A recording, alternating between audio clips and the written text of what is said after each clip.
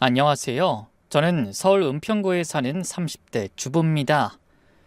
평범하게만 살아오던 저의 신상에 뜻밖의 문제가 생긴 건 몇 해 전이었습니다.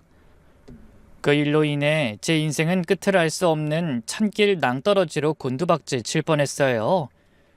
하지만 제가 쓰러지지 않도록 다독이며 곁을 지켜준 사람들로 인해 다시 살아갈 용기를 낼 수 있었죠. 오늘 저는 그때 겪은 믿지 못할 이야기를 털어놔 보려고 합니다. 아마 생경한 이야기라 놀라실 수도 있을 테니 각오 단단히 하고 들어주세요. 제 인생 이야기를 하려면 먼저 두 어머니의 이야기부터 시작해야 할 것 같습니다. 저희 친정엄마와 시어머니는 여고 시절부터 둘도 없는 단짝 친구셨어요. 두 분은 각자 결혼하고도 지척에 살며 친자매처럼 막역하게 지내셨습니다. 그러다 저와 남편이 태어났죠.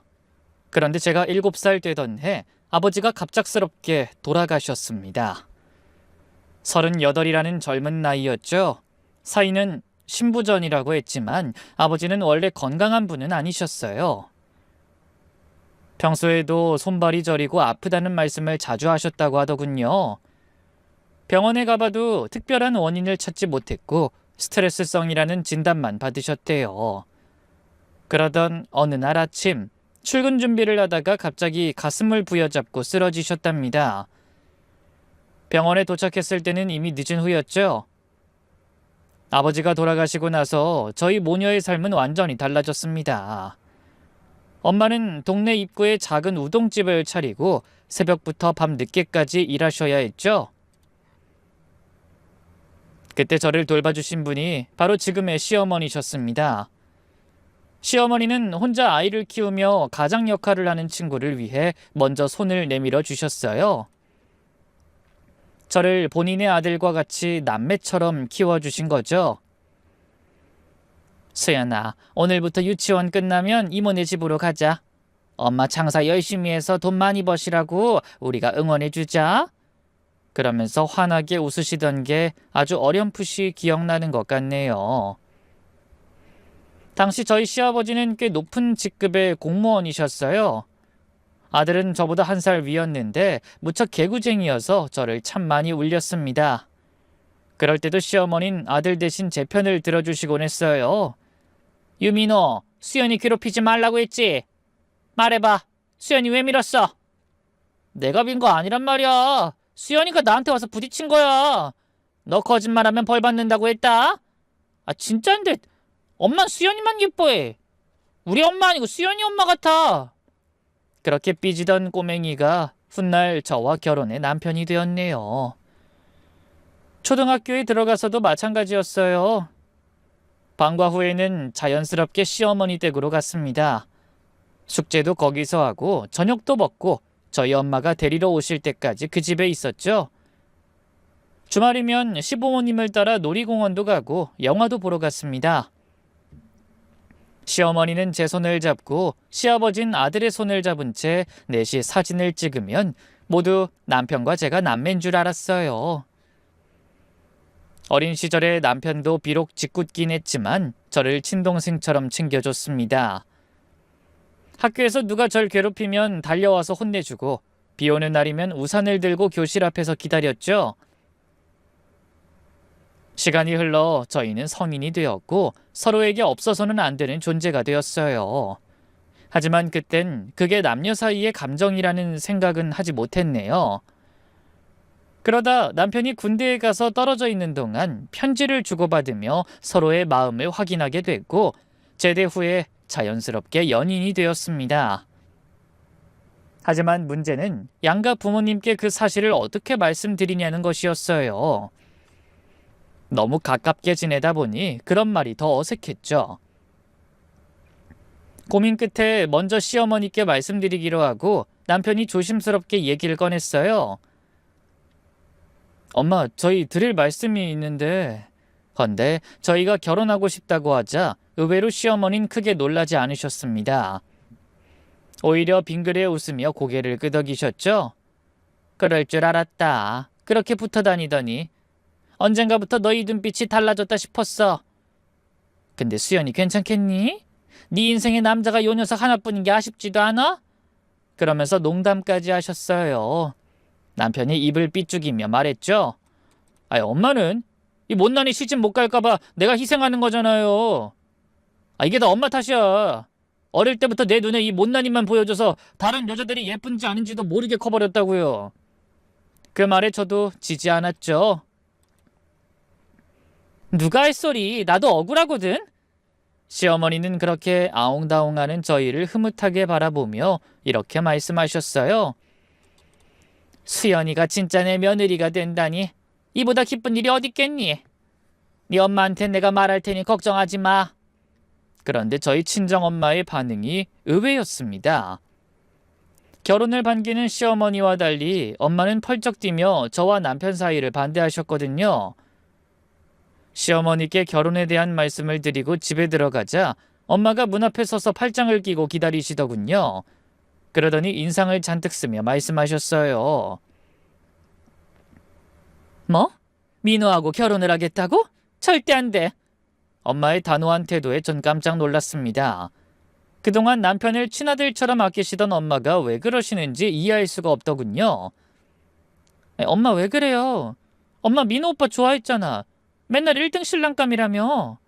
민호는 그렇지. 좋은 대학 나와 대기업 다니고 성실하고 집안도 좋고. 근데 왜 결혼은 안 된다는 건데요?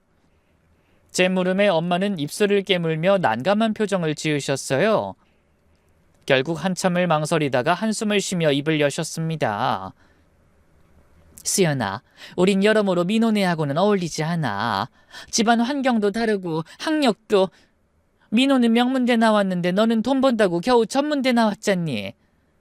그게 무슨 상관이에요? 나도 사회생활 잘하고 있는데. 엄만 내가 못나서 오빠랑 안 어울린다는 거야? 저는 갑자기 설움이 북받쳐 신경질을 내고 말았어요.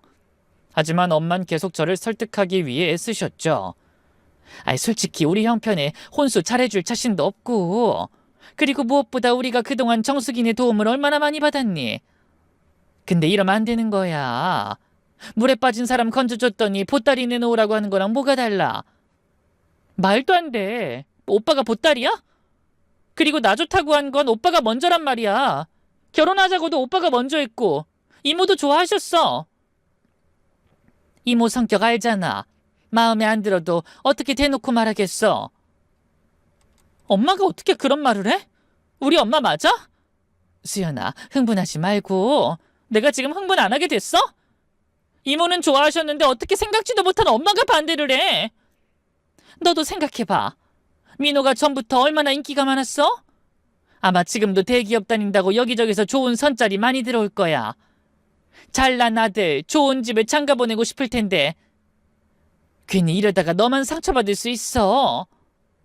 엄마, 정숙 이모는 그런 분 아니잖아. 엄마가 제일 잘 알면서 왜 그래요? 정숙이는 아니라고 해도 민호 아버진 다를 거야. 사람 마음 다 거기서 거기야. 좋은 집안에서 잘 자란 며느리 보고 싶을 거라고. 더구나 민호는 외동아들이잖니. 저는 눈물이 핑 돌아 또 말이 곱게 나가지 않았습니다. 우리 집이 어때서요? 그럼 난 후진 집구석에서 막 자랐어? 수연아, 너한텐 여러모로 잘 맞는 다른 사람 또 있을 거야. 솔직히 엄만 이런 일로 정숙이 이모랑 얼굴 붉히고 싶지 않아. 우리한테 얼마나 잘해줬는데 은혜를 이렇게 갚아. 엄마가 지레 겁먹은 거야. 이모가 항상 나한테 딸 같다고 하셨다고요. 너 예뻐하는 거랑 며느리 드리는 건 또 다른 문제야. 수연아, 엄마 네가 너무 차이 나는 집에 시집가서 기죽어 사는 거 보고 싶지 않아. 이모가 직접 티내지 않아도 살다 보면 네가 스스로 기죽을 수도 있어. 엄마의 반대는 완강했습니다. 저는 매일 밤 울면서 엄마를 설득했지만 소용없었죠. 그때 나서주신 분이 바로 시어머니셨습니다. 시어머니는 거의 매일 저희 집에 오셔서 친정엄마를 설득하셨어요. 내가 그동안 수연이를 얼마나 좋아했는지 다 봐왔잖아. 학력이 뭐가 중요해? 애들이 서로 사랑하는 게 제일 중요하지. 엄마는 난처한 표정으로 시어머니를 바라보셨어요. 하지만 정수가, 결혼은 또 다른 문제잖니. 너 혹시 나 못 믿는 거야? 나 그동안 너한테 거짓말한 적 없잖아. 수연이 내가 책임지고 잘 살게 할 거야. 절대 서러운 일 없을 테니 걱정하지 마. 괜히 쓸데없는 걱정으로 애들 힘들게 하지 말자. 그래도 너희 남편은, 우리 민호 아빠? 걱정하지 마. 그 무뚝뚝한 양반이 수연이가 진짜 가족이 된다고 얼마나 들떴는지 아니? 사돈, 우리 이러지 말고 애들 기쁘게 결혼시킵시다. 자꾸 내 아들 마음고생 시키면 나 수연이 보쌈해서 데려오라고 한다. 그런 시어머니의 끈질긴 설득에 결국 저희 친정엄마도 마음을 돌리셨죠. 솔직히 오빠가 저한테 한참 과분한 사람인데 참 이상한 상황이었습니다. 고집을 꺾고 결혼을 허락해놓고도 엄마는 마음이 놓이지 않는지 눈물을 닦으며 말씀하셨어요. 정수가, 정말 우리 수연이 잘 부탁해. 애가 모자란 게 많아도 가르치면 말긴 잘 알아들으니까. 아유, 걱정하지 말라니까. 수연이 이제 진짜 내 딸이야. 그렇게 저와 남편의 결혼이 성사되었습니다. 양가 부모님이 나란히 걸어가 화촉점화하고 눈물 흘리시던 모습이 아직도 눈에 선하네요. 결혼 후 저희는 작은 아파트에 신혼살림을 차렸습니다. 시댁과 친정이 가까운 거리에 있으니 저희도 그 근처에 자리 잡았죠. 시어머니는 반찬도 해다 주시고 집안일도 도와주시고 제가 감기라도 걸리면 직접 죽을 끓여 오시기도 하며 정말 저를 친딸처럼 대해주셨어요. 수연아, 힘든 거 있으면 언제든 말해. 이모가, 아니 엄마가 다 도와줄게. 그 말씀을 들을 때마다 저는 정말 복받은 사람이라고 생각했습니다. 친정엄마도 자주 오셔서 저희를 챙겨주셨고 두 어머니는 여전히 절친한 친구로 잘 지내셨죠. 그렇게 저는 정말 아무 걱정 없이 행복한 신혼을 보내고 있었어요. 하지만 누구에게나 시련은 있는 법인가 봅니다. 얼마 후 제 인생에서 가장 충격적이고 가슴 아픈 일이 벌어졌거든요. 그날은 결혼한 지 반년쯤 지난 어느 평범한 날이었습니다. 아침에 남편을 출근시키고 집안일을 하는데 친정엄마한테 전화가 왔어요. 수연아, 얼마 전에 담근 파김치가 아주 맛있게 익었어. 이따가 저녁에 가지고 갈게. 그래요? 알았어. 그럼 엄마 좋아하는 갈비탕 끓여놓을 테니까 저녁밥 같이 먹어요. 어머니도 오시라고 해야겠다. 하지만 그날 그 통화가 제가 친정엄마와 나눈 마지막 대화가 되고 말았습니다. 횡단보도를 건너던 친정엄마가 신호 위반한 차량에 치이는 사고를 당하신 거죠. 저는 허둥지둥 병원으로 달려갔지만 엄마는 이미 의식을 잃으신 상태였습니다. 의사는 눈물 콧물 흘리는 저에게 다가와 이렇게 말했어요. 환자분이 머리를 심하게 다치셔서 상태가 매우 위중합니다. 믿기지 않았습니다. 아침까지만 해도 멀쩡하게 통화했던 엄마가 갑자기 중환자실에서 생사의 갈림길을 오가고 계신다니. 마치 끔찍한 악몽을 꾸는 기분이었어요. 잠시 후 남편이 급히 달려왔고 시어머니도 소식을 듣고 병원에 도착했습니다. 어머니는 저를 꼭 안아주시며 이렇게 말씀하셨어요. 수연아, 걱정하지 마. 너희 엄마 강한 사람이야. 분명 일어날 거다. 하지만 엄마는 의식을 회복하지 못한 채 그대로 숨을 거두셨습니다. 마지막 인사도 나누지 못하고 이별하게 된 겁니다. 저는 완전히 넋이 나가버렸어요. 아버지에 이어 엄마까지 갑자기 준비 없이 보내야 한다니 기가 막혔죠. 장례식장에서도 저는 거의 실신 상태였어요. 남편은 그런 제 곁을 한시도 떠나지 않았네요. 그래서 조문객 응대부터 작은 결정까지 모든 장례 절차를 시어머니가 도맡아 처리해 주셨습니다. 만약 그런 어머니가 안 계셨다면 저희 친정엄마는 마지막 떠나는 길도 편안하지 못하셨을 겁니다. 장례를 치르고 난 후 저는 한동안 아무것도 할 수 없었어요. 밥도 제대로 먹지 못하고 매일 울기만 했죠. 그때도 시어머니가 매일 오셔서 저를 달래주셨어요. 아가, 이제 날 진짜 엄마라고 생각해. 이제 너한테는 우리가 유일한 가족이잖니. 그 말씀을 들으며 저는 또 한 번 펑펑 울었습니다. 친정엄마를 잃은 슬픔도 컸지만 저를 품어주시는 시어머니의 따뜻한 사랑이 너무나 감사했거든요. 남편도 곁에서 묵묵히 저를 위해 애써줬어요. 억지로라도 밥을 먹게 하고 제가 울면 아무 말 없이 안아줬죠. 그런 가족들의 사랑과 정성으로 저는 조금씩 일상을 회복해갔습니다. 그런데 시련은 거기서 끝이 아니었어요. 정말 생각지도 못한 일이 다가오고 있었죠. 친정엄마가 돌아가신 지 석 달쯤 지났을 때부터 제 몸에 이상한 변화가 찾아왔어요. 어느 날 아침 일어나려는데 갑자기 주체할 수 없을 정도의 어지럼증이 몰려왔습니다. 그 뒤로도 몇 번이나 현기증이 나서 쓰러질 뻔했죠. 처음엔 그냥 빈혈이려니 했어요. 친정엄마를 잃은 충격으로 제대로 먹지도 못했으니까요. 남편은 그런 저를 보며 걱정스럽게 물었어요. 수연아, 괜찮아? 요즘 얼굴이 너무 안 좋은 것 같아. 장모님 일로 너무 마음고생했나? 괜찮아. 그냥 좀 어지러워서 그래. 안 되겠다. 우리 마누라 기운나게 고기 좀 먹여야지. 오늘 저녁 하지 말고 기다려. 소고기 먹으러 가자. 남편은 제가 잠도 못 자고 잘 못 먹어서 그런다며 매일같이 고기를 먹으러 가자고 했어요. 하지만 그 후로도 비슷한 증상은 계속되었습니다. 갑자기 어지럽고 온몸에 힘이 빠지고 손발이 저리고 따끔거렸어요. 특히 손가락과 발가락이 바늘로 찌르는 것처럼 아플 때가 많았죠. 한참이 지나도 증상이 계속되자 남편이 병원에 가보자고 했어요. 수연아, 아무래도 안 되겠다. 병원에 가서 제대로 진단받고 약이라도 먹어야겠어. 그래서 동네 내과에 갔습니다. 의사는 간단한 진찰 후 이렇게 말했죠. 빈혈이 좀 있으신 것 같네요. 스트레스도 많이 받으셨고. 철분제 처방해 드릴게요. 잘 드시고 충분히 주무세요. 그래서 철분제를 받아 열심히 먹었지만 증상은 크게 나아지지 않았습니다. 오히려 시간이 지날수록 더 심해지는 것 같았어요. 어떤 날은 설거지를 하다가 접시를 떨어뜨릴 만큼 손에 힘이 없었고 계단을 오르다가 다리에 힘이 풀려 주저앉은 적도 있었습니다. 시어머니가 오실 때마다 그런 제 상태를 걱정스럽게 바라보시더군요. 아가, 너 얼굴이 점점 안 좋아지는 것 같아. 동네 병원 말고 다른 병원 가볼래? 괜찮아요, 어머니. 그냥 빈혈이라는데 뭘 그렇게까지 해요. 아니야. 아무래도 이렇게 넘어갈 일이 아니지 싶다. 혹시 모르니까 큰 병원에서 정밀 검사 받아보자. 우리 조카가 대학병원 의사인 거 알지? 걔한테 연락 한번 해볼게. 아마 검사 빨리 받을 수 있도록 해줄 거야.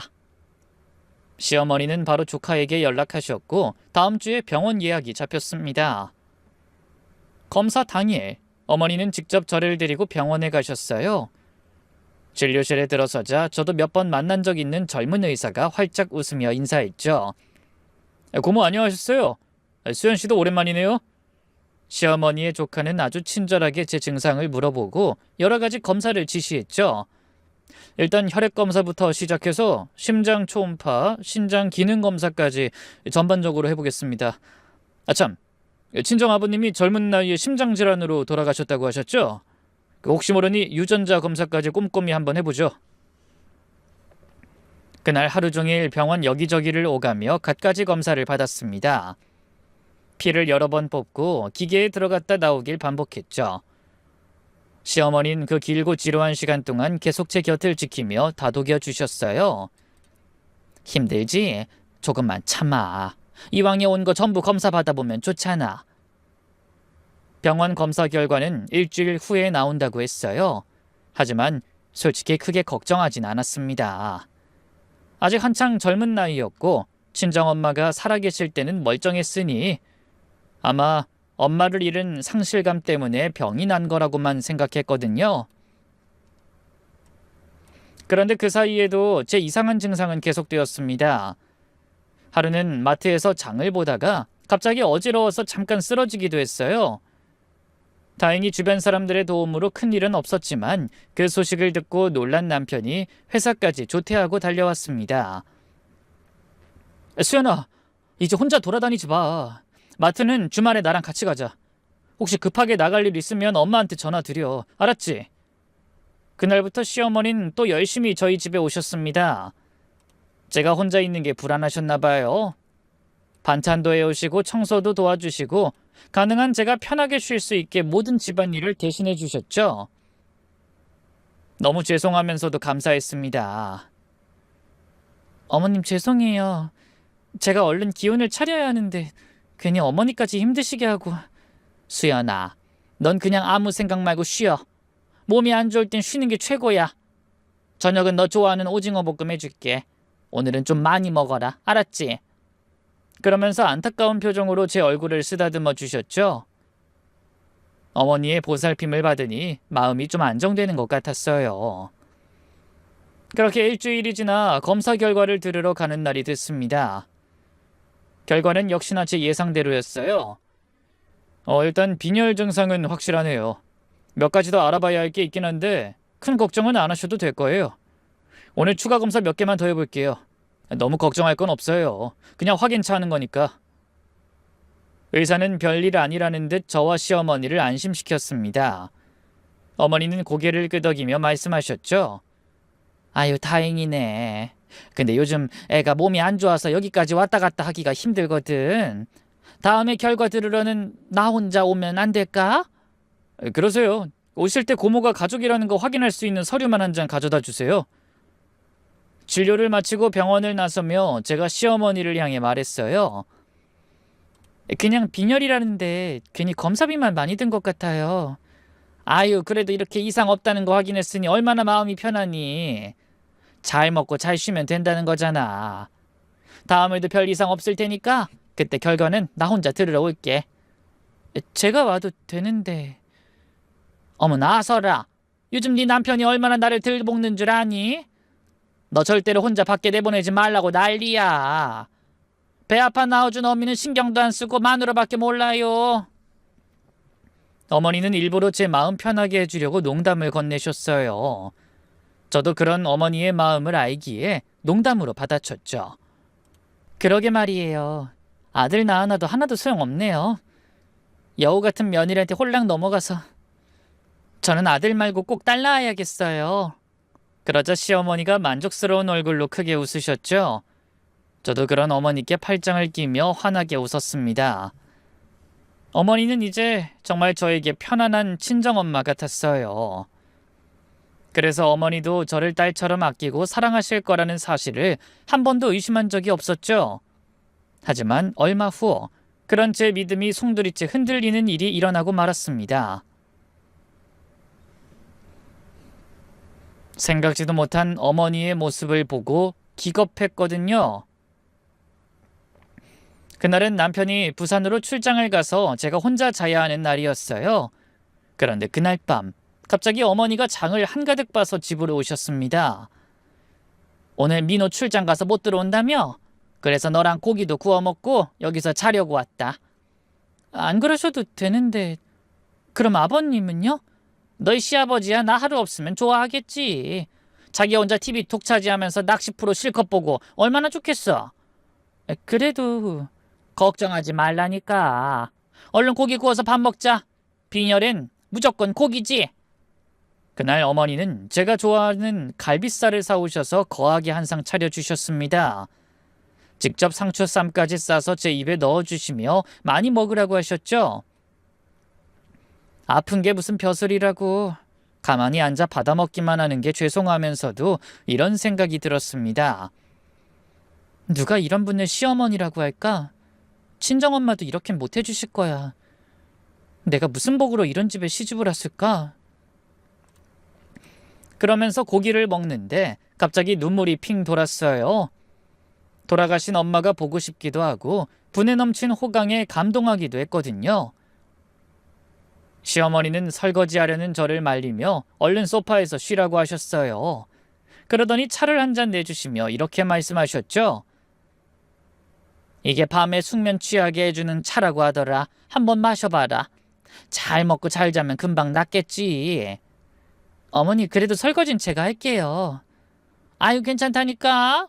넌 드라마나 보고 있어.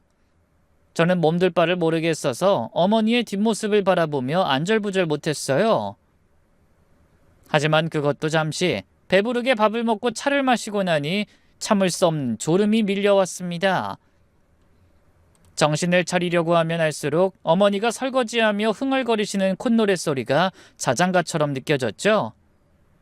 그래서 꾸벅꾸벅 졸던 저는 결국 소파에 누워 잠이 들고 말았어요.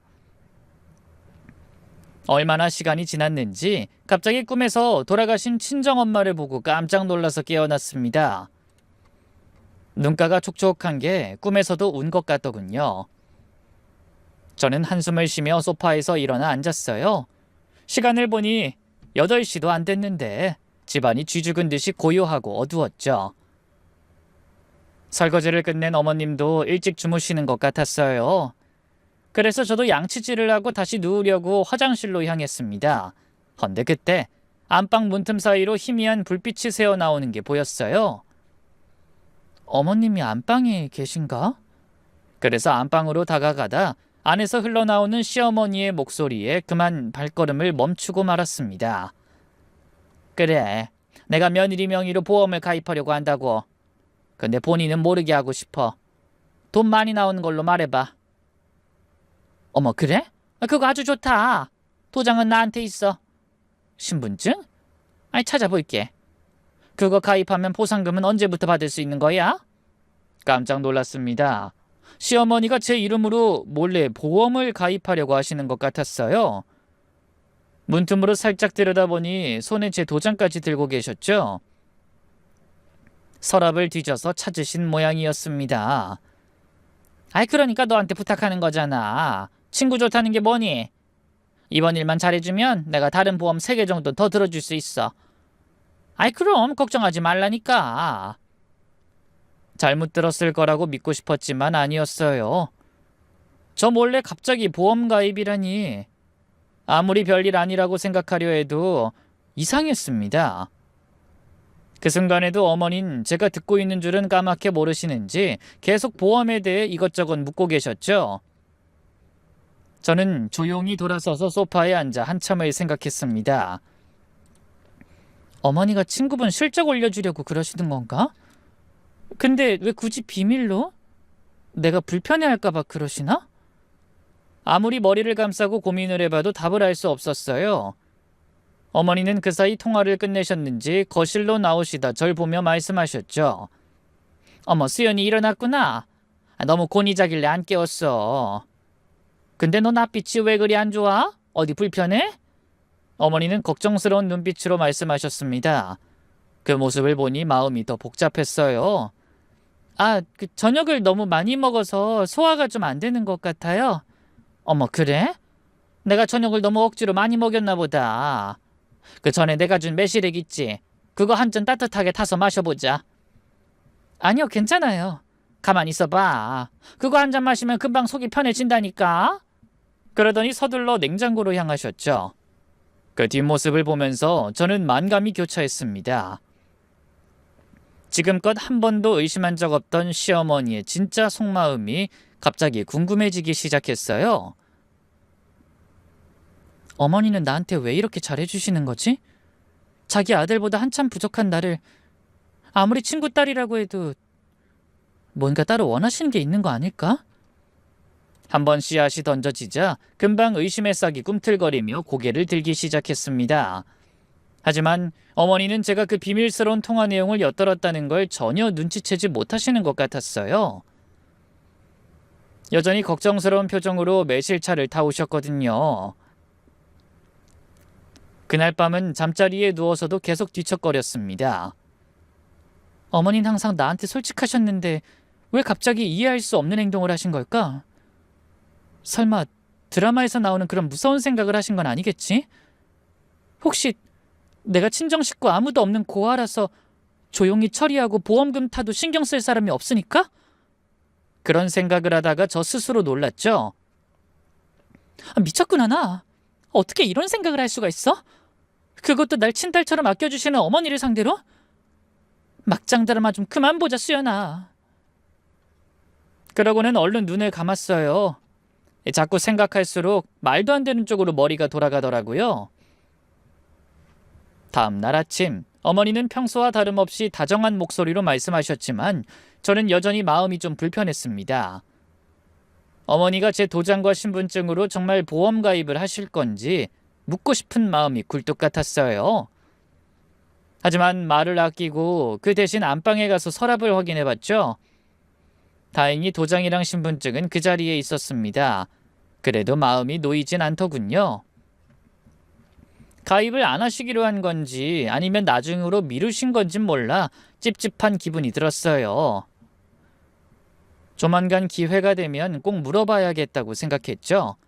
그런데 며칠 후 이런 제 마음을 알 리 없는 어머님이 전화로 또 뜻밖의 말씀을 꺼내셨습니다. 예, 오늘 너 주려고 좋은 영양제를 샀어. 근데 내가 나갔다 오니까 너희 시아버지가 갑자기 머리가 아프다고 하셔서 집을 비울 수가 없네. 이따가 퀵으로 보낼 테니까 오늘부터 당장 먹어라. 어머님, 안 그러셔도 되는데 내일 오빠 퇴근할 때 가져오라고 할게요.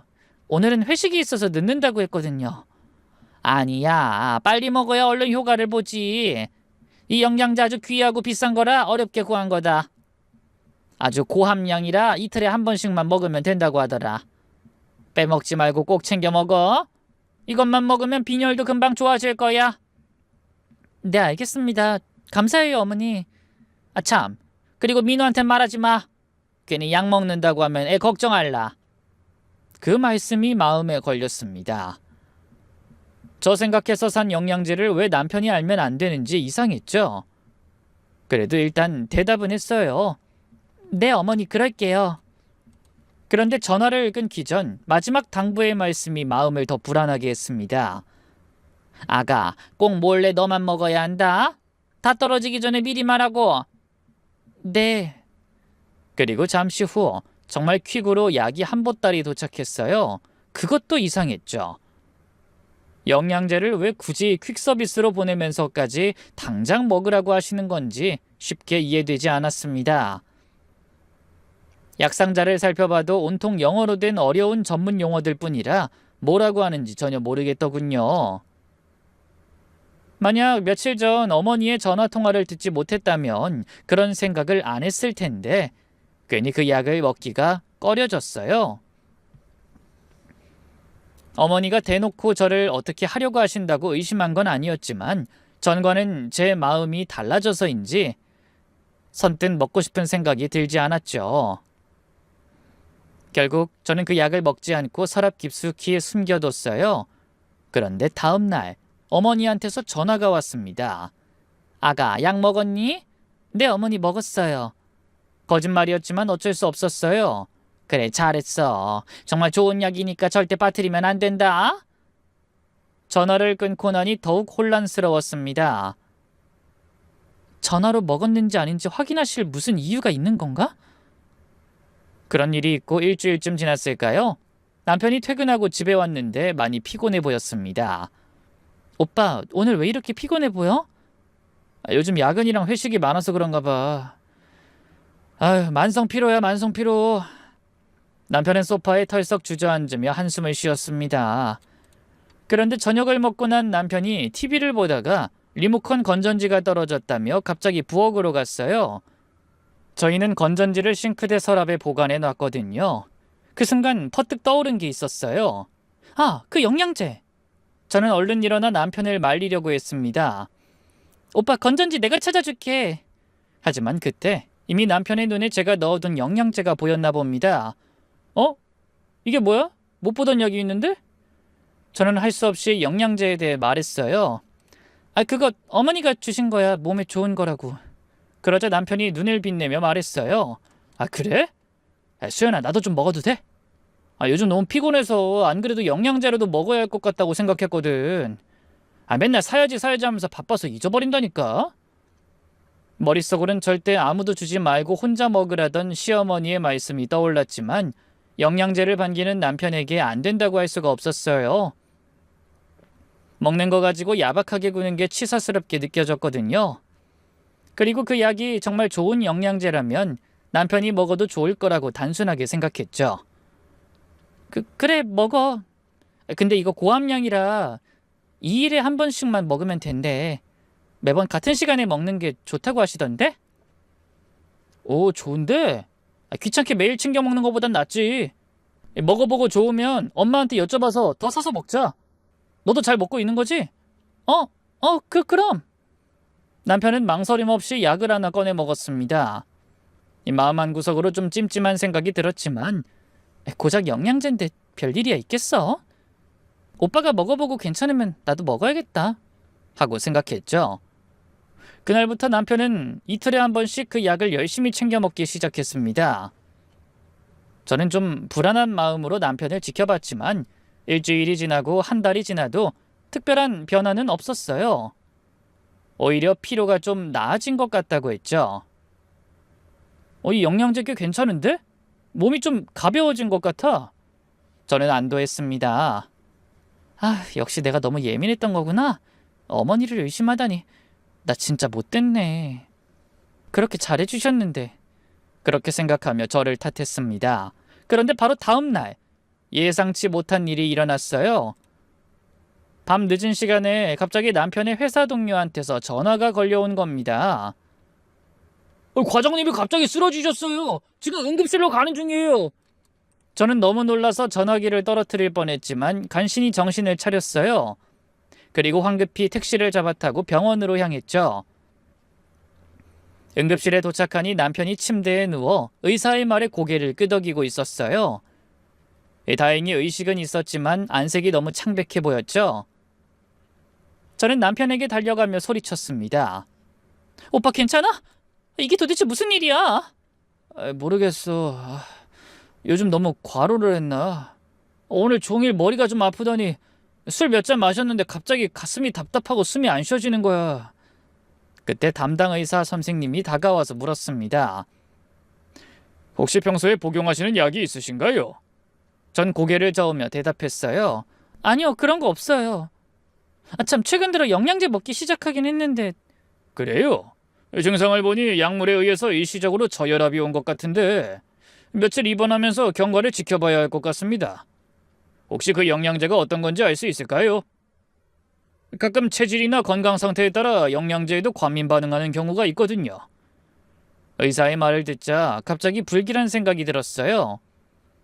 아무 문제 없을 줄 알았던 남편에게 이상이 생기니까 그게 영양제 때문이 아닐까 하는 의심이 생겼죠. 남편은 그대로 입원하게 됐고 저는 필요한 물건을 챙기러 다시 집으로 왔습니다. 그때 서랍에서 어머니가 주신 영양제를 꺼내 가방에 넣었어요. 의사에게 보여줘야 할 것 같았거든요. 정말 이 영양제가 문제인가? 만일 그렇다면 어머니는 왜... 생각하고 싶지 않은 일들이 떠올랐어요. 그래서 얼른 고개를 저으며 다시 병원으로 향했습니다. 그리고 다음 날 아침 담당 의사가 회진하러 왔을 때 가방에서 약을 꺼내 내밀었어요. 선생님, 남편이 먹은 영양제가 이거예요. 의사는 약을 받아들고 성분을 자세히 살펴봤습니다. 그러더니 표정이 점점 굳어지기 시작했어요. 이건 영양제가 아닌데? 그러더니 확인해보고 온다며 약을 들고 어디론가 사라지더니 20분쯤 지나서 다시 돌아왔어요. 보호자님, 이 약 어디서 난 겁니까? 혹시 가족 중에 이 약이 필요하신 분이 있는 건가요? 저는 의사가 하는 말에 의도를 모르겠어서 멍청한 표정으로 되물었어요. 네? 아니 그건 그냥 저희 시어머니가 주신 영양제인데. 이건 일반인이 먹는 영양제가 아닙니다. 특정 질환에 처방되는 약이죠. 다행히 정상인이 먹었다고 해서 부작용이나 문제가 있다고 밝혀진 건 아직 없는 것 같습니다. 다만 모든 약물은 체질과 건강 상태에 따라 이상이 발생할 수도 있어요. 특히 환자분이 최근에 과하게 술을 드셨다고 하니 아마 그것 때문에 문제가 생긴 것 같습니다. 저는 어리 빠진 표정으로 의사의 말에 기계적으로 고개를 끄덕였습니다. 이건 무슨 말이지? 일반인이 먹는 게 아니라니. 그럼 어머니가 약을 나 혼자 먹으라고 하신 이유가 따로 있는 건가? 그때 의사가 다시 말을 시작했어요. 일단 환자분은 안정을 취하시면 괜찮아지실 겁니다. 이 약에 대한 건 좀 더 알아봐야 할 것 같네요. 그러니까 이게 처방받아서 받으신 게 아니란 말인가요? 그건 저희 시어머니한테 다시 여쭤봐야 할 것 같아요. 어떻게 구하신 건지. 근데 말씀하신 그 특정 질환이라는 게 그런데 제가 의사에게 더 자세한 내용을 물으려 할 때 갑자기 간호사가 들어와 다급하게 의사에게 말을 전했어요. 아마 응급 환자가 생긴 것 같더군요. 의사는 다음 회진에서 다시 설명하겠다며 서둘러 병실을 나갔죠. 의사가 나가고 난 뒤 남편 역시 어리둥절한 표정으로 저에게 물었어요. 그 약 엄마가 준 거라고 했지? 아니, 엄마는 뭐 저런 약을 도대체 어디서 구하신 거지? 아니, 뭘 착각하시고 보내신 건가? 너는 뭐 들은 거 없어? 저는 아무 말도 하지 못하고 고개만 가로저었어요. 그러다 죄를 자백하는 심정으로 간신히 입을 열었죠. 오빠, 사실은 어머니가 그 약 나한테만 먹으라고 하셨어. 아무도 주지 말고 몰래. 그 말에 남편은 황당한 표정으로 말했어요. 뭐? 그럼 왜 나한테 먹어도 된다고 한 거야? 그 말엔 선뜻 대답할 수가 없었습니다. 모든 게 제 잘못 같았으니까요. 어머니에 대한 의심에 사로잡혀서 남편을 실험 대상으로 만든 제가 너무 한심하고 미웠습니다. 미안해. 정말 미안해. 제가 다른 변명 없이 눈물을 글썽이며 사과하자 남편이 한숨을 쉬며 제 손을 잡았어요. 괜찮아. 뭐 다행히 별 이상 없다고 하잖아. 아무래도 내가 요즘 피로랑 과음이 겹쳐서 탈이 난 것 같아. 근데 이 약은 대체 뭘까? 엄마가 왜 이런 약을 너한테 주셨지? 그때 병실 문이 열리고 모든 문제의 열쇠를 쥐고 있는 인물이 나타났습니다. 바로 시어머니셨죠? 남편에게 전화했다가 입원한 사실을 알고 달려오신 것 같더군요. 병실 문을 열고 들어오신 어머니의 얼굴은 창백했고 눈에는 깊은 걱정이 가득했습니다. 민호야, 괜찮니? 무슨 일이야? 어디가 어떻게 아픈 거야? 어머니는 침대에 누워있는 아들을 살피며 거의 울 것 같은 표정을 지으셨어요. 남편은 어머니를 심각하게 바라보며 답했습니다. 괜찮아요, 엄마. 일단 앉으세요. 물어볼 게 있어요. 남편은 어머니에게 제가 가져온 약을 보여주며 물었어요. 엄마, 이 약 엄마가 수연이한테 주신 거 맞죠? 이게 대체 뭐예요? 그 순간 어머니의 얼굴이 굳어지는 게 보였습니다. 그게 왜... 영양제인 줄 알고 제가 먹었어요. 근데 뭐 이 약 때문인지는 모르겠지만 약에 대한 과민 반응이 온 것 같다네요. 일반적으로는 그런 경우가 없다는데 제가 요즘 피곤하고 술을 많이 먹어서 문제가 생긴 것 같아요. 하지만 어머니는 그 물음에 답하는 대신 몸을 돌려 절 보며 말씀하셨어요. 뭐? 설마 수연아, 네가 이 약 민호한테 준 거니? 너도 먹었고? 하지만 전 아무 말도 하지 못했어요. 그러자 어머니가 갑자기 목소리를 높이셨죠. 대답해! 내가 너만 먹으라고 했는데 왜 민호한테 준 거야? 그래서 넌 먹은 거니? 안 먹은 거니? 처음으로 듣는 어머니의 날카로운 목소리에 저는 움츠러들었습니다. 죄송해요. 근데 어머니, 이 약 대체 뭔가요? 왜 저만 먹어야 하는 거예요? 제가 주눅든 목소리로 말하자 답답한지 남편이 나섰습니다. 엄마, 제 말에 대답 먼저 해주세요. 이 약 그냥 영양제가 아니라던데요? 남편의 말에 어머니는 갑자기 깊은 한숨을 쉬며 의자에 털썩 주저앉으셨습니다. 그러고는 두 손으로 얼굴을 감싸며 떨리는 목소리로 말씀하셨어요. 병원에 다시 가야겠구나. 모든 걸 설명해야 할 것 같다. 엄마, 그게 무슨 말씀이에요? 뭘 설명한다는 거예요? 남편도 당황한 표정으로 어머니를 바라봤습니다. 하지만 어머니는 고개를 들어 자기 아들 대신 저를 보셨죠. 헌데 그 눈에는 눈물이 가득했어요. 수연아, 미안하다.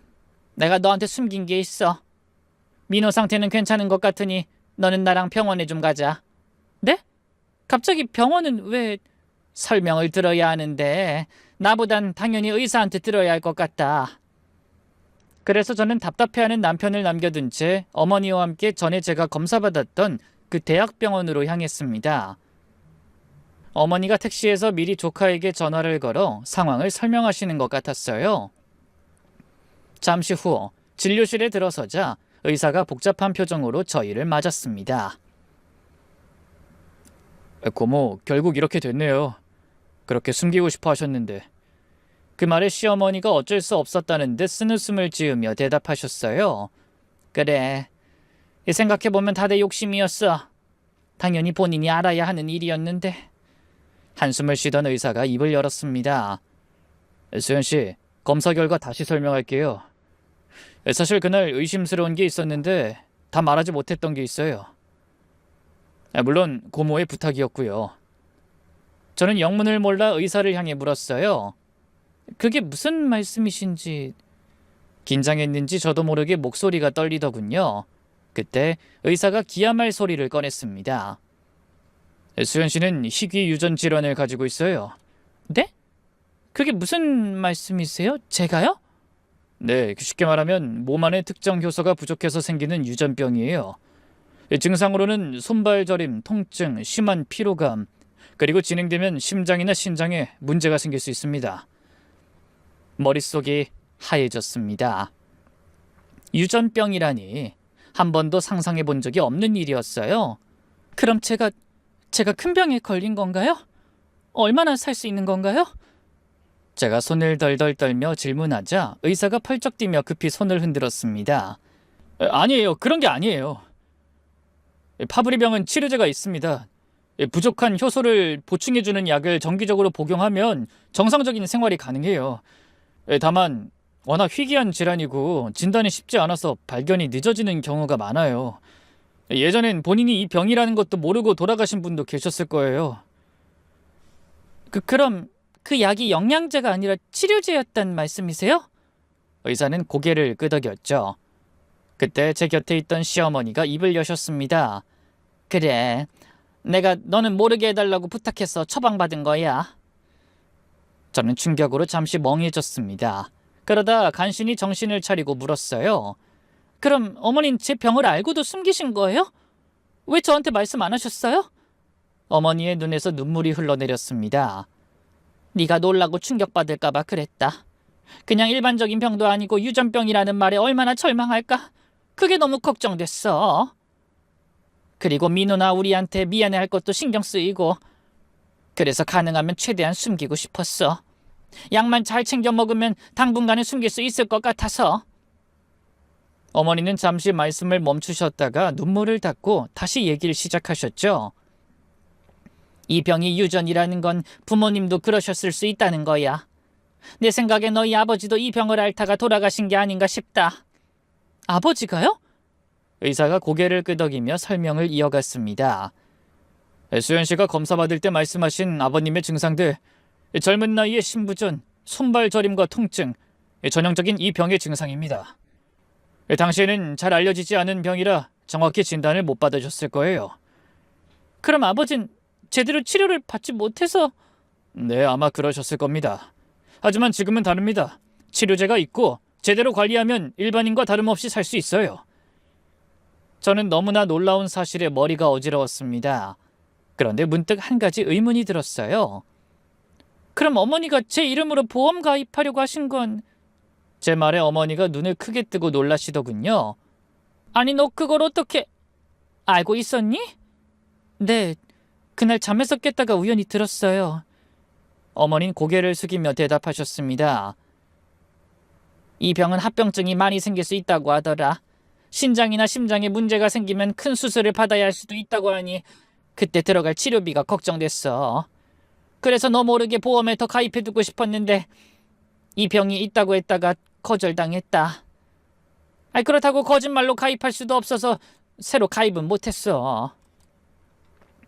그제야 모든 걸 알겠더군요.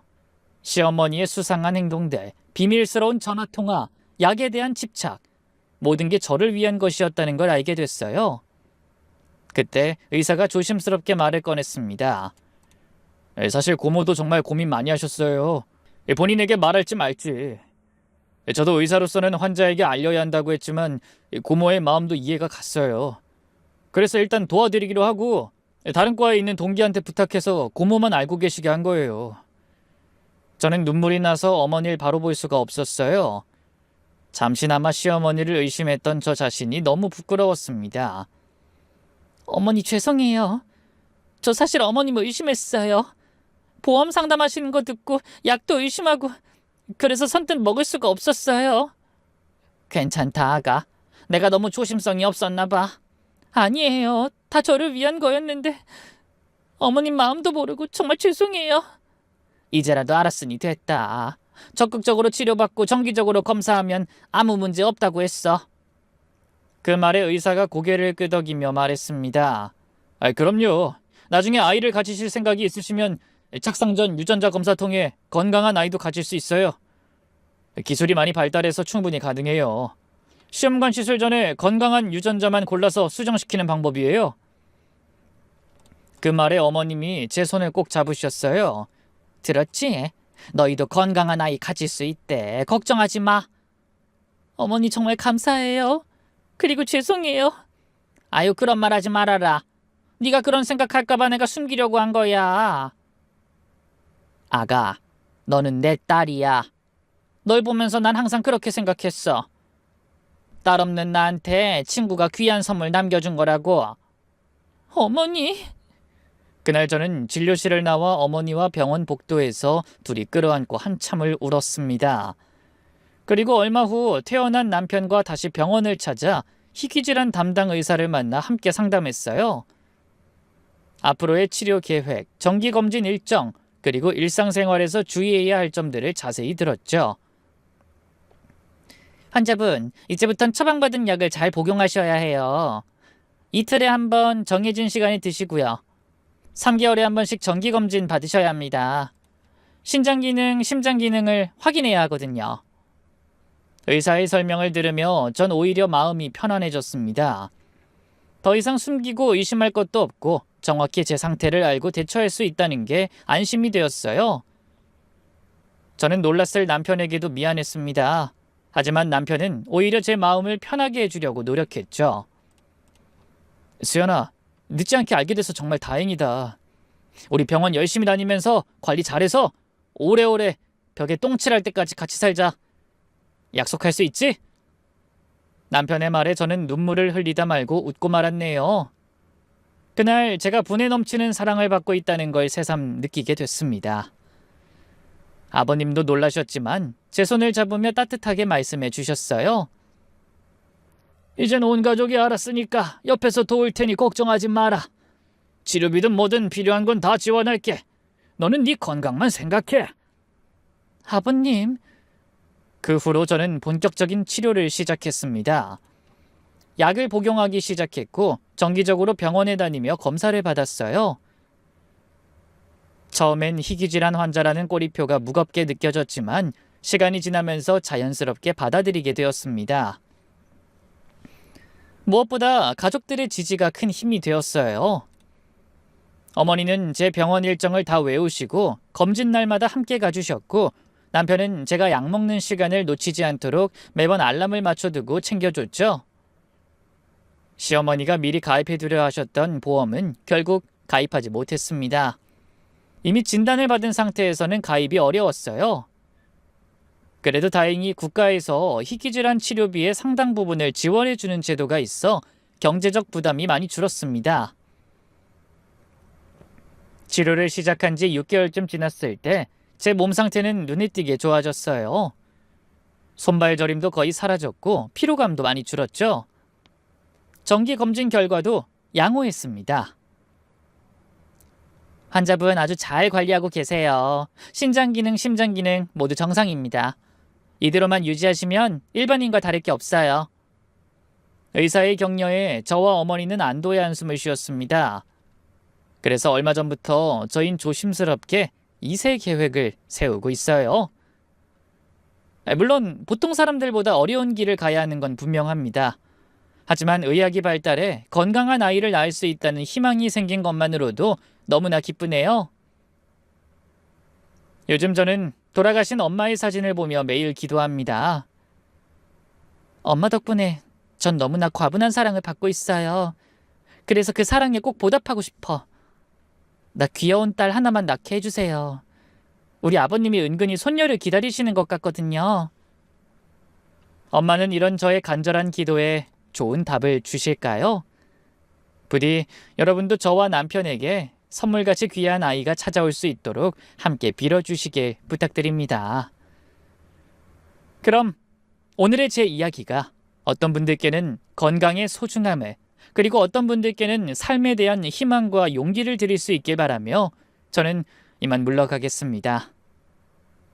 험난한 제 인생 이야기에 함께 해주신 여러분 정말 감사합니다. 모두 행복하세요.